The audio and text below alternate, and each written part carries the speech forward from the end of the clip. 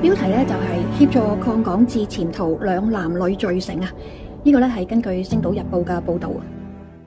細標題就不問價錢租船，被赴澳門，官指必知情。內容簡報：名媛蔡天鳳2年前遭肢解碎屍案，案發後遊艇公司41歲嘅男職員以及29歲嘅無業女子協助死者嘅前夫抗港至潛逃被控。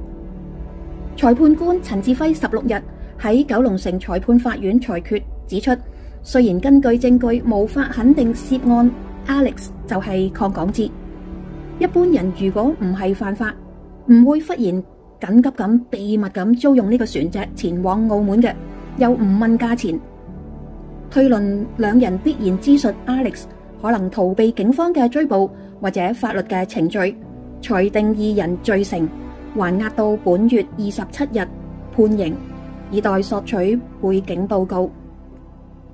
即係6月27日咧就會判刑啦。咁其實裁決嘅重點咧係有嘅。案發嘅時候 ，Ivy 經過潘巧賢聯絡林信，為友人 Alex 租船。根據信息記錄，潘巧賢就冇可能唔知道涉案嘅航線，或者 Alex 打算唔經海關出境。Ivy 曾經話：響香港就上船當船 P 咁玩咯。船係接駁用嘅，船 P 即係船嘅 party 啊，喺船開派對咁嘅意思嘅。一般人若果非犯法，唔會忽然緊急咁秘密咁租用船隻前往澳門，又唔問價錢嘅。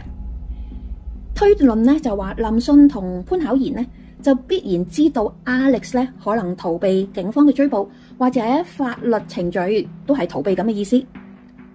最後就話，即使無法肯定 Alex 就係抗港至，都等同罪成咁嘅意思。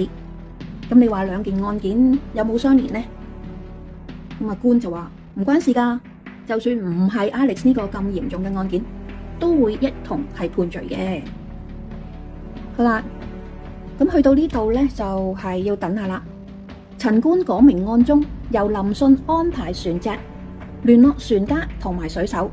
潘巧賢同埋 Ivy 呢，就負責傳話俾友人 Alex。